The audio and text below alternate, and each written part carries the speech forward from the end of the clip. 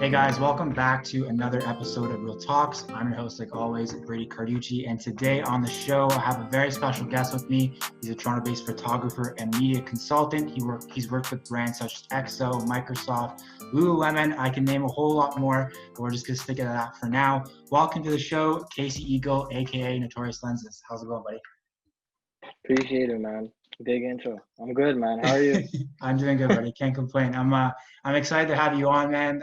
I love your work. You know, you worked obviously with some big brands, so I'm excited to just, have our audience at home get to know you better, kind of talk about your craft and, some of the projects you've been a part of. I know we've kind of talked off camera about how you've been dealing with COVID, but now that we're on camera now, how have you been dealing with everything going on with this pandemic? For me, this is pretty easy, man. I'm just staying at home. Recently just got a PS4 and a basketball now, like I Nice, told nice. you. Just trying to, like do things that I didn't really have time for. Like I wasn't a gamer the past year or two. I kind of gave that up, but Okay. I'm back on that playing COD, 2K, FIFA, all Nice. that. I also just want to use this platform to give a way to justice for Breonna Taylor Of and course, yeah. justice for Shukri, Abdi. I just want to use my platform to voice that because not a lot of people know about Shukri Abdi's drowning, so we need to get justice for her. So I actually don't know much about that. Would you mind just quickly just going into that for people who may not heard of it at all, like what's going on with that situation? yeah, so that situation, basically there was a girl that migrated from Somalia, from a refugee camp and from Kenya in 2017, and she was going to school in the UK. I think she was about 12, 13 years old at the time. I'm not wrong. Correct me if I'm wrong, guys. Okay. But her body was found in a river or lake, and she drowned it, but nobody knows the backstory about it. So yeah, it's a tragic story. So justice for her. We need to get to the bottom of that. So I just Do wanted to you, use that. do you know if there's any like GoFundMe pages for her and her family going on right now? Yeah, I think there's a couple. I'm gonna actually send you some. There's a petition actually going on, and I think the mayor of Manchester put in a word to get this like reinvestigated. Okay. So we're Okay. waiting on that. So we Okay. can't sleep Definitely. unless we get justice for her. So it's just a sad story. Like I can't imagine how her parents feel of just losing your daughter and nobody knows what happened. So Yeah, that's probably the worst part too. It's like, there's one reason where it's like, okay, I have an answer, but now to not have an answer, a reason why, like that's just that would keep me up at night for sure. So mhm. we'll make sure to leave those links there in the description below. So any guys who want to support the family or support the Breonna Taylor situation, you guys will be able to do that for sure. So, getting into it, I wanted to kind of just start off with a little bit about your background. So, kind of like walk me through how you started into photography. Like, where did it come from? How did you get into Me, it was kind of by accident. it? Okay. This is my sister had this little point and shoot camera in like 2012. Hmm. And after I went like a summer vacation where I think I went to what was it 2012? I went to nah, that year I didn't go to London. So this that year I went to the northern part, which is called Somaliland, where I'm from. Okay. Um, so I had this little point and shoot. I think it was like a Sony Cyber Shot, something like that. And after I was just taking pictures of like everything that I was seeing, I was like, where there was like rocks, mountains, turtles, little things, that you do on like vacation and stuff. And I never thought much of it. So I just came back. I'm like, yo, this is kind of cool in a way. But I was only 12 years old at the time. And I was Hmm. like, I was really, really into basketball. At 12 years old at the time, I wasn't the tallest person, but I thought I was going to the NBA. I Yeah. was pretty sure. Everybody has a moment where they're going Of league. They course. think they're going league. Yeah. Yeah. But that was something that was cool. So that summer I just did that. And after I kind of forgot about it. So 3 years, fast forward in high school. Hmm. I believe this is like 2015, 2016. I just picked back on it because I'm just like, I was going through Instagram. I'm like, bro, these are like, I'm just seeing like the community of like photographers. Like it just has such a huge community, and I'm like, Mhm. yo, like how does this person take this picture? And I remember seeing it was a picture in San Francisco, and I'm like, bro, like this is like the sickest. It was like a long exposure shot at night, and I'm like, yo, this is Oh. the sickest picture I've ever seen in my entire life. I'm Mhm. like, yo, I need to get into this, and that's pretty much how I got. After that, I'm like, all right, I'm gonna just try this thing out one Yeah. more time because I kind of liked it, but I wasn't too sure of the time. But that's how I kind of got into it. Okay, nice. I like that story. Now when you were, I guess when you saw the San Francisco photo and you're like, oh, I got to get into it. Did you start off taking like more so nature photos? Like what type of the photos were you taking like starting out? Starting out was like I was everything I was seeing on Instagram, I was Okay. copying. So it's like I feel like that's a great thing in like photography where to get started, Things just that to you get see. started, just copy whoever you're seeing. So I'm like, yo, I need to take city shots. I was taking pictures of like buildings, architecture. I'm like, yo, I need to recreate this shot to perfection. Then I'm like, all right, then I can, move on. Because, speaking of those type of photos, the ones that I like the best, at least like in downtown, is the ones where you'll see photographers go up on like crazy high buildings or they'll stand over it and you'll see them Yeah. like off the edge, like with the city in the background. Would you Mm. get risky like that or would you keep it pretty safe? I kept it pretty safe, but at the same time too, like there was a point in the photography community where like rooftopping was like Yeah, at an yeah, yeah. all-time high, where Hmm. like that was the only thing people were doing at the time. So I had my fair share of moments where I've thought about those things, but it was probably a short period of time, and I'm like, nah, it's not really worth the risk of me getting caught and doing all that. So I'm just like, yo, let me just keep it on the ground. Yeah, yeah, yeah. But I at the time, I wish I knew how to use a drone, and like if drones were that affordable, Mm, I'd probably be using a drone instead because it's the same thing, right? And the drone laws back then were there was nothing. there's nothing. Drone Yeah. laws are so strict now. You can't even fly anywhere downtown. But at the time, I probably would have done that. Yeah, I think I was reading up because like, well, for what we do is like we do a lot of some real estate stuff, so we kind of need drone stuff. But when we were reading up to get our like one of our licenses, it's like if you get caught, it's like a $15,000 fine. I was like, oh my God, that's insane. Yeah, I can't even Yeah, imagine. like you cannot take that out. No, no. You rather just So go through like the license part and like yo that like all these drone laws was not like that in like 2014, no. 2015. Yeah, I kind of wait. I mean, I guess like the only way, like I kind of missed that, but like I guess with like hitting birds and like all that kind of stuff, I can kind of Yeah. understand it. But still, it was a lot easier back then. Mhm. So you're saying you're copying a lot of the stuff you see on Instagram, but just as in terms of skill wise, let's say like editing or angles or exposures or lighting, how are you at the time like practicing your skills? Like what type of resources were you going to just get better as a photographer? I think the best of the best platforms to learn anything in terms of the art scene is YouTube. Like literally, if you want to search up, I remember I struggled a lot with white balance. I was like, I didn't Yeah. understand the concept. I'm like, why am I taking photos and my pictures, the skies are green and after they're yellow and like it was all mismatching and stuff. And I'm like, how to fix exposure, how to fix temperature, how to fix this. And there's videos on everything. Everything. You just Yeah, gotta yeah, know yeah. what you're searching for. And you just take that and you practice, and after you master it and after you're good. Mhm.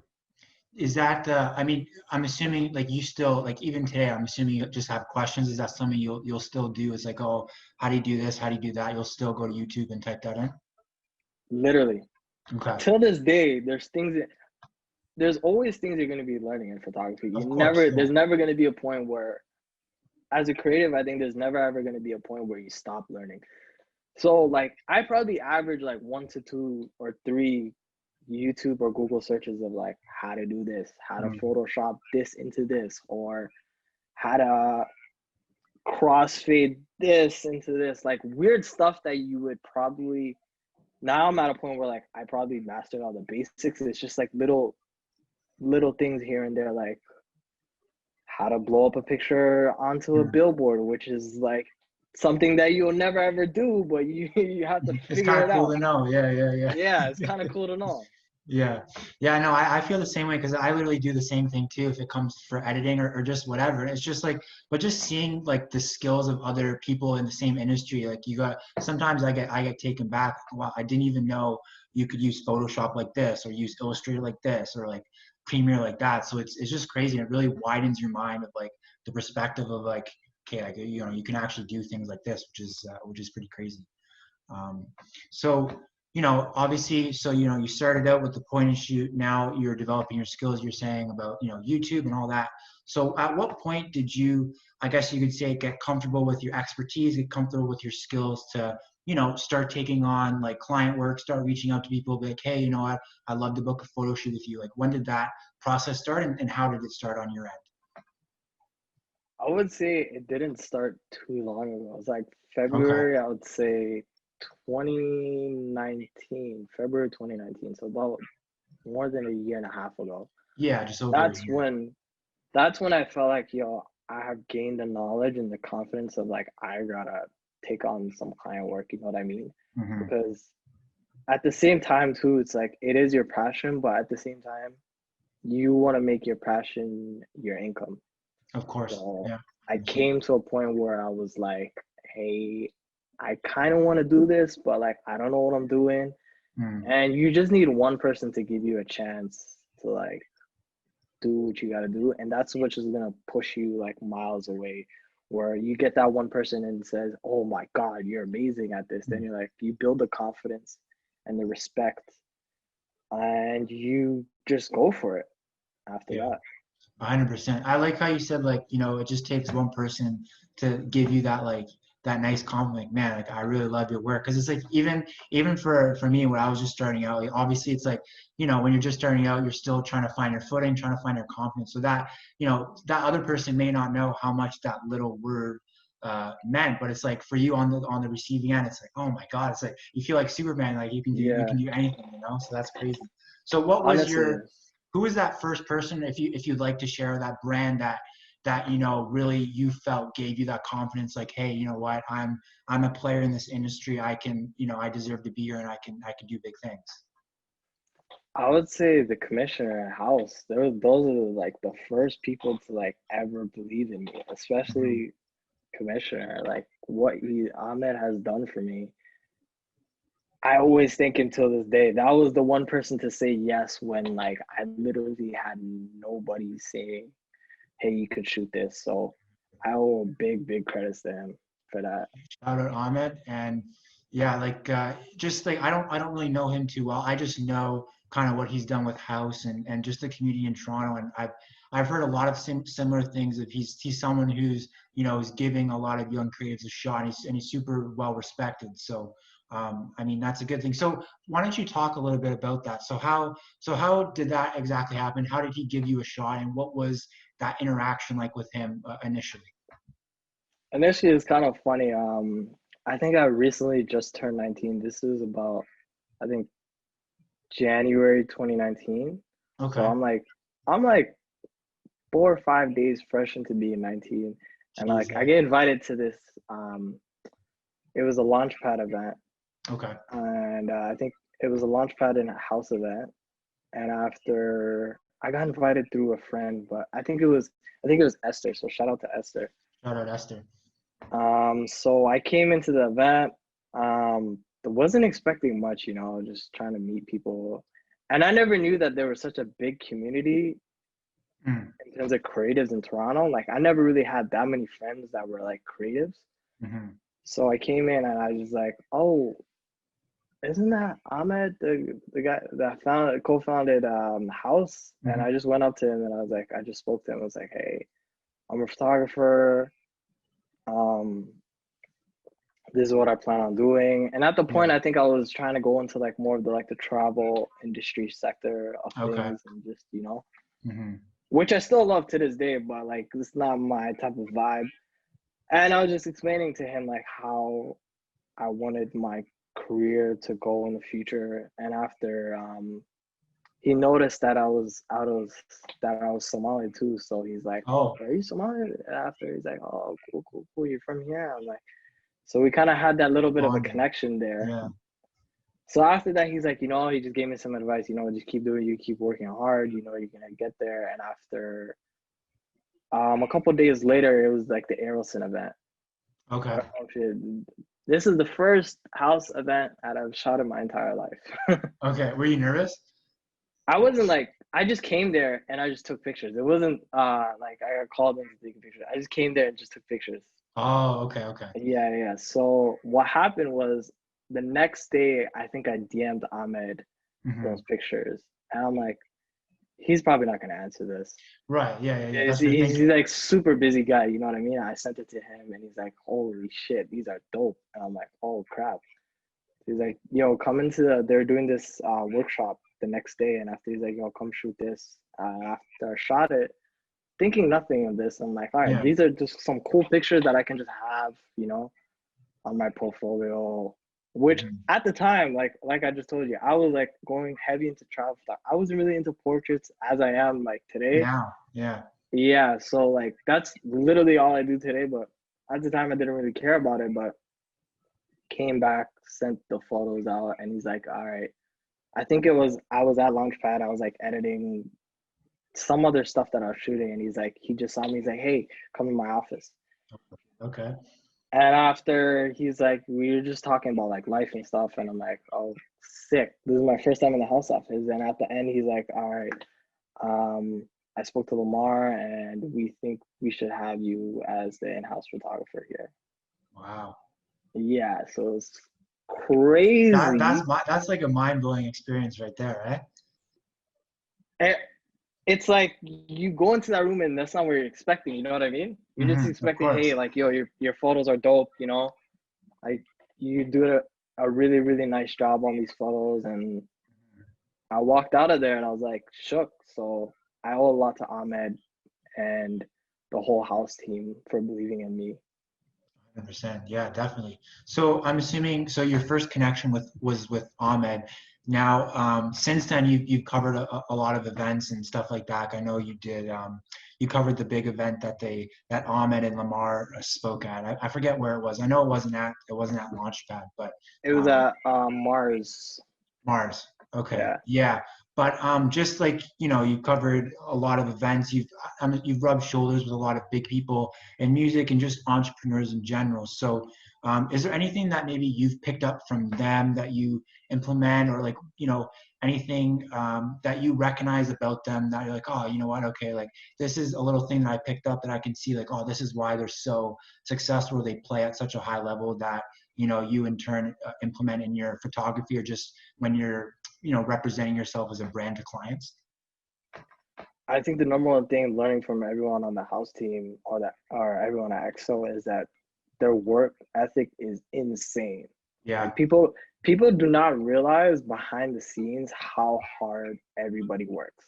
Like Hmm. they be going to sleep at like 3 a.m., 4 a.m. working on projects Wow. consistently. Like they'll go no sleep for like 2 weeks straight. Like people don't realize how hard their work is. And that kind of like put me in like overdrive. I'm like, holy shit, I am not cut out to this type of work. You know what I mean? Like, yo, Hmm. like I gotta step my game up. So like just being around, and I'm somebody that feeds off of people's energy. You know what I mean? Okay. Like if I'm surrounded with people that are hardworking, like you're eventually gonna build those habits Exactly. that you have around you, which is like I always like used to be dismissive in high school when like teachers and stuff or people would tell me like be careful who you surround yourself with because that's who you're gonna become. So Yeah. work ethic is the number one thing that I picked up on like everything at the house team that everybody at. So Yeah, no, 100%. Like, I mean, like that phrase is,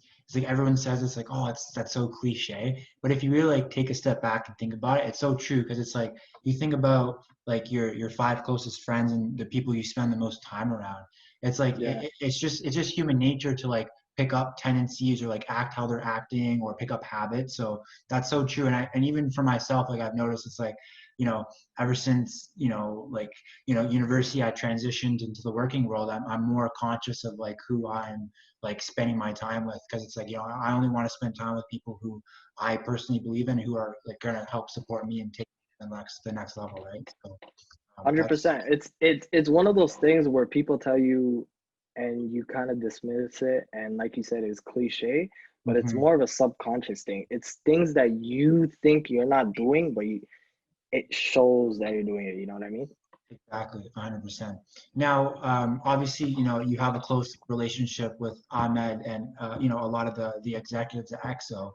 Would you like, do you have a relationship with them at this point where if you just have something's on your mind, you have a question, you can call them up? Like, are they very supportive of what you're doing? Can you call them up if you have a question? Like, how's that relationship now, ever since you've started working with them, kind of pretty much like full time? 100%. Like especially Ahmed and Lamar. Like there's times where like Ahmed would text me or call me at like 2 a.m. Hmm. and we would discuss about like not even like work and stuff, just like life.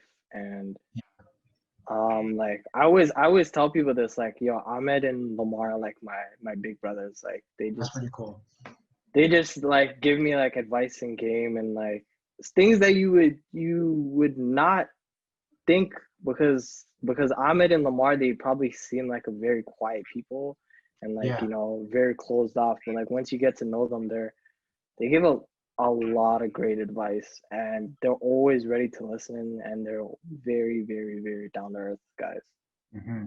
No, I definitely like I go to Launchpad quite frequently as well, and I always see them in passing, and they do seem like they stick to themselves, but I, like you said, once you get to know them, they do open up, and like any relationship, the more you get to know them, the more just the connection, and you learn more about them, right? So Hmm. that's definitely important. But in terms of your like, I guess, because you were saying before how you were trying to go the travel route, but now you've really transitioned to um, portraiture. How did you find that, like, that transition going in between the two? Like, was it hard for you to like pick up? Did you gravitate to it like more easily? Was there different nuances when it came to, let's say, editing a travel photo versus editing a portrait photo that you had to learn? Like, how was that transition? That transition was pretty difficult. I can't even lie to you. Okay. Um, it's something that, especially like in terms of like travels, like you're not really dealing with a lot of portraits. You know what I mean? You're not dealing Hmm. with like faces. I think the hardest part for me was like, all right, not to like make people's face like too soft or like too sharp, or like the colors of like making somebody too dark or too light. You know what I mean? Just trying to Hmm. give it a real type of vibe. So that transition was pretty difficult, but it was one of those things where you got to do a lot of trial and error. Exactly. So Yeah. I've always told photographers, look at your pictures from 1 year ago, like just 1 year ago, and you'll see like the biggest difference in like your editing, like tiny little things where you'll pick up here and there, and they'll just add up, and you're like, oh my God, like I would never ever edit like this again in my entire life. Yeah, it's that's so true, because it's just funny, like like in the moment you're like, oh, like this is so cool, and then you look back at your work and you're like, oh, like did I like really edit a photo that way? It's like, man, like now it's a completely different level, which is just crazy to think about. But that, I want to talk about. So looking at your page, some of the photos you shot. How do you, for example, let's just take, you shot Derek Wise, you shot 88 Glam a lot, all these people. How do you like? Do you approach like different shoots differently? Like, if I'm shooting, let's say I'm shooting Derek Wise, like, do you take into consideration like other photos he's taken before, his image? Like, how do you plan shoots around an individual that you're shooting? Yeah, that's actually a great question. The way I plan shoots is like I kind of vibe out with the person. Like I don't really, like for the first like 15, 20 minutes, I don't really shoot anything, to be honest. I Really? just like Okay. to, like, especially with Derek, because like I've been with 80 gram, I've been like collaborating with them like pretty often. So it's like Hmm. I've always think about like when it's shoots like that, I try to build a relationship more than me putting in like the sickest. Obviously, I want to put in the sickest photos, but at the same time, I want to build a relationship where it's like, all right, well, cool. You know, we have like, if this guy likes, I don't know, basketball, or like, you know, like Right. he likes this type of food or this restaurant. Me, I like to hang out with the person. That's how I Okay. describe planning out my shoots. So I just follow you for a day, Hmm. whatever you're doing in your day, and after we just end up taking pictures. Just like when you hang out with your friends and you just take like some like iPhone stories or like pictures. That's how like the vibe I try to get for like my shoots. I don't really plan too much because I feel like planning puts pressure Yeah, on the person, and I that's a feel good like point. if it doesn't go up to plan, you can be like, oh snap, like, you know, I didn't do this or I missed out on this. So I just kind of like vibe out, especially with Derek. Like sometimes we'll be shooting and after like we'll play 2K after, like stuff like Oh, that's that, you pretty know, cool. Yeah, yeah, yeah. just to like, you know, Just kicking it. just kick it, because that's what's gonna it those little things that you're doing, it's gonna show in your work. Mm. Those little, because I guess what it is like as a photographer, you want to just capture them as naturally as possible. So if you're like, posing them like, oh, like Garrett, go pose like this against that tree or whatever, like Mhm. you're saying it'll come across as inauthentic in the photo. Exactly. So like it's like the number one thing is like being as comfortable as possible with the person. And Mm. I would say a good 90% of the time I don't pose any of my subjects. Like Okay. they just they just do what they do. You know what I mean? Because I feel like Yeah, if yeah, yeah. pose is like kind of like, you know, stiff, and you know, like you want them to do this or like this, I just be like, yo, like pose like how you want. And after Mm. I'll show you the photos, and after we'll just go after that, be like, yo, I'll give maybe a couple suggestions here and there, but mostly it's just off the vibes, man. Yeah, I feel you. Now, would you say that, I mean, coming across other photographers or looking at a lot of other work, is that something that you feel like photographers make a mistake on? Is like, things are overposed? Like, what are some things that you've come across where, that's maybe a common theme that in your experience has been like, oh, well, you know what, like, I really don't see it that way. Like from my experience, like, you know, this way, the way I shoot like works better, or do you think it's just dependent on the style of the photographer? Honestly, I always tell people this: there's no rules in photography. Like, you Yeah, know what there's I no mean? guidelines. Yeah. There's no guidelines, whatever. If you want to use the rule of thirds, or if you want to use uh, your bokeh a certain way, it's like I don't hate on, or like there's no bad way of shooting. You know what I mean? If it Mm, works for you, and after it shows that it works, then it's fine. You know, there's nothing that I would say that, hey, like I wouldn't do. Probably just be a nice person. That's the only yeah. thing that I would say. Just don't be a, don't be mean. Don't be Yeah. going out there, you know, trying to get people mad. Like, no, I want you to pose like this, or like we're not doing that, or like, you know, be very open. You know what I mean? And the thing is that like every photographer you'll see in their work or whatever in interviews, where they have their own style and have their own way, and it just it just comes out of you. Like you don't really plan these things. You know what I mean? So Oh, 100%. I've been seeing on your page and stuff, you've been shooting a lot of film lately. Is that something that because like you're getting more comfortable with? Have you dabbled with film before? Or is this kind of the first time you wanted to make that switch? Sorry. I this is like I've been shooting film for about, I would say, a year now, but Okay. in terms of like using a real digital camera where I can use like, because I used to use just a point and shoot for like the vast majority of the time, but Hmm. I think it's important as a photographer to shoot film because that's what makes your eye better in a way, and at the same time too, it's like there was a point in my photography where I was kind of getting uninspired and like Okay. kind of like bored in a way, so I started using film, and like I don't know, like what, last year I got a little point and shoot, and after I think about a month or 2 months ago, I got like a fully manual camera. Oh, wow. Yeah. Okay. You made a good point when you were saying it trains your eye. Can you explain for the audience that like what do you mean when you say it helps to train your eye more? Yeah. So what I mean by that is like when you're shooting on film, you got 36 shots. You can't see the photos. Right. Yeah, yeah, yeah. So just that process of when you shoot film, you can't see the photos. You're gonna just think about every shot. I have 36 photos. It's not like digital where you can just burst and like edit Yeah. and like just, you know, like chop it out and like go over, oh yeah, let's try that again. No, you got 36 shots. It costs a Gotta make lot of them money. count. Yeah. Gotta make them count. Yeah. And it's gonna cost you time. All of those shots could be terrible. That's like my worst fear when I shoot film. This Yeah. could turn out nothing like I expected. Mm-hmm. So, but that's the thing when it comes to photography, we fall in love with that process of we got to get the film, load the film, shoot it, expose it right. You're not going to just burst it because you used to be able to burst it and nothing would happen. And Right. after just getting your film scans back and you're just like, oh my God, that What's was all this? worth it. So it's kind of like a nostalgic feel. And at the same time too, it's training your eye to be like, all right, I can't just be on burst mode all the Yeah. time. Yeah. You gotta really look at the landscape and really look at your shooting and focus on that. Yeah, Mm-hmm. that makes sense. Now I want to talk about, because speaking of film and stuff like that, you have your own YouTube channel as well, where you put out a lot of vlogs, but a lot of educational stuff as well for a lot of other photographers to learn. So what was the motivation behind the channel, and what's the end goal with putting out content like that?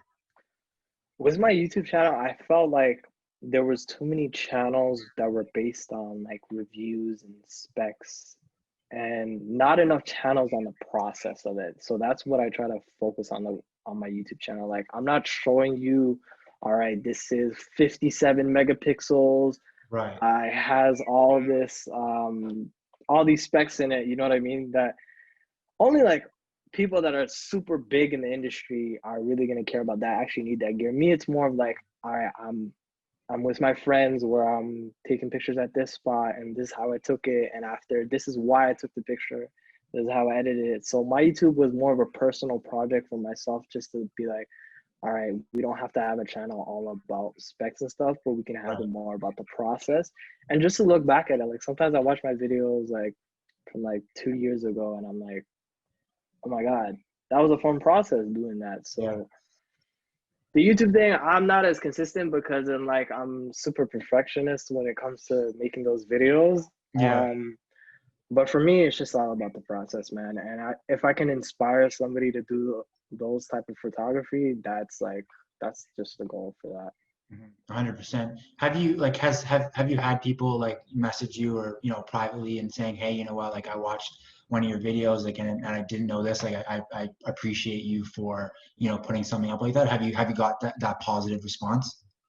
I get that positive response with my film photography videos actually. Like I get a Okay, lot of messages where people are like, "Oh, I just got my little point and shoot. Like, yo, like your video inspired me to do this," which is mind blowing because that's I'm like, yeah, crazy. I don't really post my YouTube like that. Like, I don't really push it as much as I need to. Hmm. But like, I get like one or two messages like when I drop like those videos, like, yo, like that video like super inspired me to pick up film. So That's crazy. Yeah, keep and that at up. the end of the day too, like it probably, like, hearing that positive response, I can imagine, just gives you extra motivation to be like, okay, well, you know what, I'm gonna go make another video like that to hopefully help some more people as well, right? Mm-hmm. Definitely. Totally, definitely. Hmm. Awesome. So I want to get, we covered a lot of stuff, but I wanted to get to a little bit of advice section here for the viewers at home. So Mm-hmm. I know throughout our conversation, you did give some good advice, but if you could have, like, a short, sweet little nugget of wisdom, maybe if it's something on your mind right now, or just a lesson that someone's taught you that you want to share, what would that lesson be, for photographers out there? If you're an up and coming photographer or even somebody in the art scene, is just don't give up. Like Mm. literally, I'm gonna keep it as simple as plain as that. Is that don't give up. No matter what people tell you, no matter what people say about you, no matter what you see on the internet, everything is achievable. So it just takes time. Like your time is gonna come. So don't worry about the money. Don't worry about the fame. Don't worry about the little knickknacks. Just focus on perfecting your craft, and there's gonna be a time where you're gonna look back at it and you're gonna be like, oh my God, like I hope that I took this as serious that point in my life, and I never gave up. So never give up, guys, no matter what. 100%. And I totally believe that. And the saying too, it's like, you only fail when you give up. It's true because it's like, well, now you're not doing it anymore. So there's no Hmm. way you could succeed at the end of the day, right? So Yeah. that's totally true. Now, obviously, I mean, we're saying earlier we're already almost in September, but for the rest of the year, do you have any creative goals, anything in particular that you're looking to accomplish to kind of end off, 2020 in a few months? In terms of creative goals, there's one project that I'm working on that I can't really speak on too much about it. Okay. But what I can say is it is gonna be something that brings people together Okay, in a that's good. way. Um, I'm gonna wait until this pandemic ends, so that project might not come out this year. Hmm. And another thing is, I'm still in business school right now, so I'm trying to Okay. finish that Hmm. as fast as possible. In a way, for me, the pandemic's actually better because I don't have to go on campus or anything. I just have to open up True. my laptop. Hmm. So finishing that up, and yeah, this that's pretty much it for me for 2020. Nothing that I have planned right now, but hopefully some stuff come up. Hmm. Yeah, I mean that's what I find too. It's like it's like, oh, like, there could be a big lull, and then a week goes by. It's like, oh my God, I got so much stuff going on. So Yeah, that's true. literally. That's the thing about, like, especially with, like, when I first started doing gigs and stuff for photography, is that Hmm. things, your weeks, you would think next week is totally free, and after one day, boom, You got your whole next 2 weeks you're booked. You can't even do anything else but work on those projects. So yeah. we'll see. Exactly. You know what? It just keeps you on your toes. So for people who want to check out your work, they want to work with you personally, just follow your journey. Where's the best place for them to find you at? You can find me at Instagram at Notorious Lenses. You can see my website at notoriouslenses.ca. If you need to contact me, it's at info@notoriouslenses.ca. Awesome. And we'll make sure to leave all that stuff in the description, guys. So if you guys want to get in contact with Kayse and work with him personally, you'll be able to do that through those links below. So I'm just going to end off here with a little rapid fire question round. So I'm just going to shoot off a couple questions, and first response that comes to your mind, just shout away. You cool? Yeah, I'm cool with that. Awesome. So what's your dream camera setup? Dream camera setup. Yeah, you could have Uh, anything. Anything. Yeah. It can only be one camera. True. Yeah, you can't have four, but one camera. I need something versatile. I would probably do, if I can have the Canon R5 minus the overheating. That's true. Do you I'm have not, a particular lens as well? yeah, I would have a 35 1.4 on it.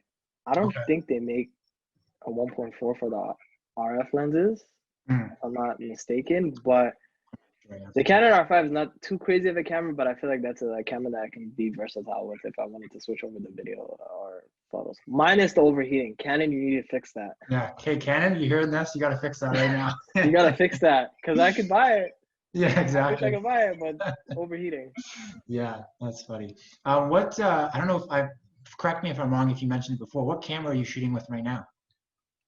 I shoot with I shoot with two cameras actually. For, like, my YouTube stuff, I shoot with a Canon M50 with a 16 millimeter 1.4 Sigma.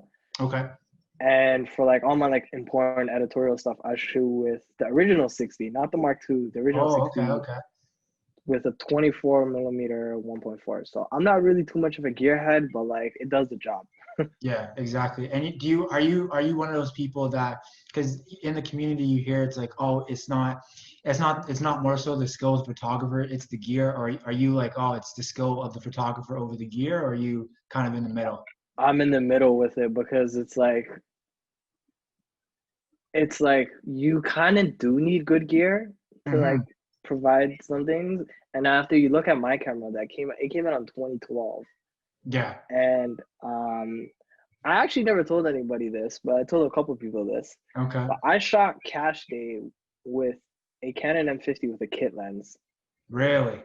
Yeah, people don't know Jesus. that, Okay. but Honestly, I wouldn't be able to tell.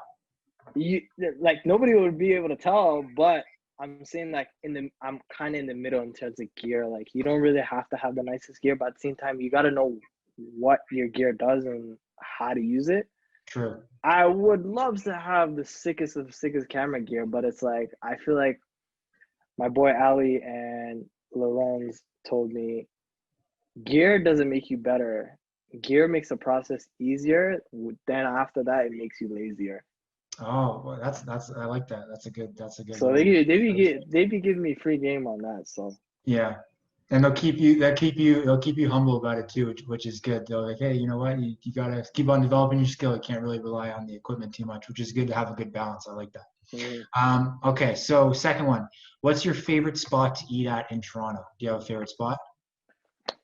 yo, this is actually a tough You might one. be exposing some spots here, so I want to make sure you're comfortable doing that.